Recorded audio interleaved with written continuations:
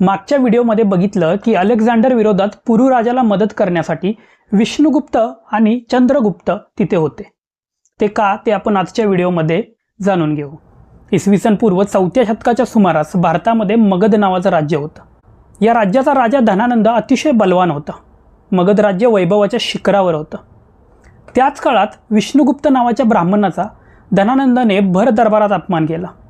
तेव्हा या विष्णुगुप्ताने शपथ घेतली की तो धनानंदला मगधाच्या गादीवरून खाली उतरवेल। हा विष्णुगुप्त म्हणजे दुसरा तिसरा कोणी नसून चाणक्य होता। विष्णुगुप्ताने पुढे जाऊन चंद्रगुप्ताला आपला शिष्य करून घेतलं आणि त्याला मगध देशाचा राजा करण्याचं वचन दिलं। राजा धनानंद अतिशय बलवान होता। राजा धनानंदाशी कोणी युद्ध करेल असं आसपासच्या राज्यात तर कोणी नव्हतं। धनानंद विरोधात युद्धामध्ये सैन्यबळ पुरवणारा एकमेव राजा होता तो म्हणजे राजा पुरू, आणि त्याच मागणीसाठी विष्णुगुप्त आणि चंद्रगुप्त हे राजा पुरूकडे गेले होते।